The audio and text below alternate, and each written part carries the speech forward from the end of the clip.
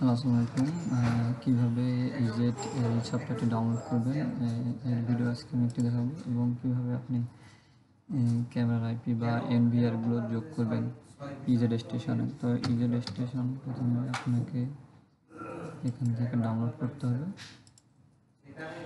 কীভাবে ডাউনলোড করবেন, এখান থেকে আপনারা ডাউনলোড অপশনে গিয়ে এই যে ভার্সনটি আছে এটি হচ্ছে পিসির জন্য, এটি ডাউনলোড করে নিতে হবে।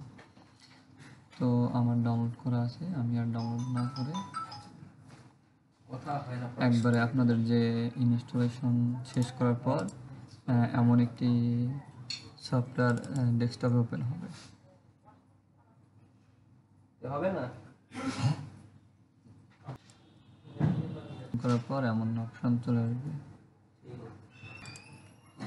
তো আমার অলরেডি অনেকগুলো ক্যামেরা অ্যাড করা আছে। আপনি কিভাবে এই ক্যামেরাগুলো অ্যাড করবেন? যদি আপনার 2-3টে ক্যামেরা থাকে তাহলে আপনি, বা যদি ডিভিআর থাকে তাহলে আপনাকে এখান থেকে যেতে হবে ডিভাইস ম্যানেজ। আপনাকে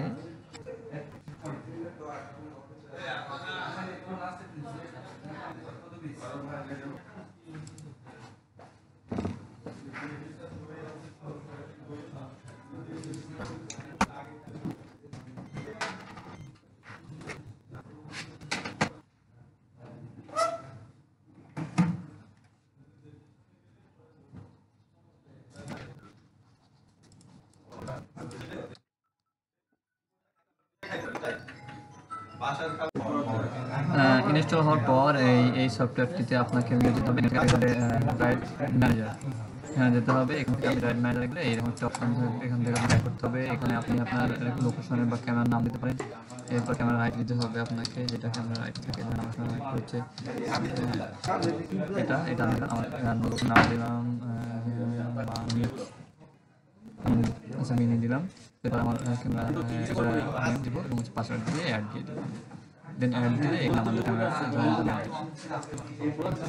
দেখছেন, ক্যামেরাটা এখনো লাগানো হয়নি, এটি অফলাইনে আছে। এভাবে আপনাকে আপনার শোরুমের বা আপনার বাসা ক্যামেরা সেভাবে করতে হবে। এই সফটওয়্যারটা ইনস্টল করা যেতে হবে ডিভাইস ম্যানেজার এখান থেকে। তো আপনাকে সেটা করতে হবে।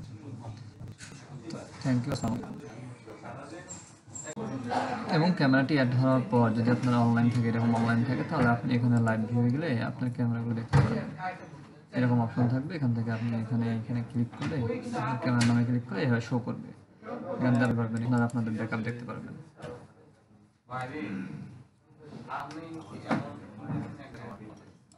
ব্যাকআপ এখানে আপনাদের ধরেন যে আমরা একটা ক্যামেরা দেব, এখানে তো এটি এখন এখান থেকে ডবল ক্লিক করবো, করে আপনার এখানে যে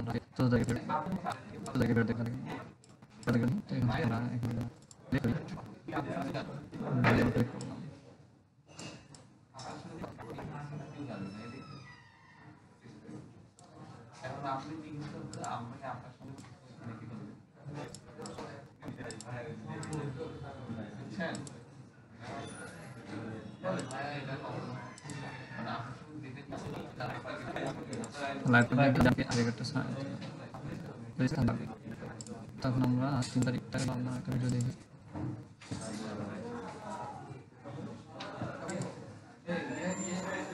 ধর এখান থেকে আমরা 13 তারিখের ভিডিওটা দেখবো, এখানে গিয়ে 13 তারিখে সার্চ করবো, সার্চ করার পর দেখবো যেখানে আপলোড আসতেছে, এখান থেকে ক্লিক করলে আপনি দেখতে পারবেন আর কি ভিডিওগুলো।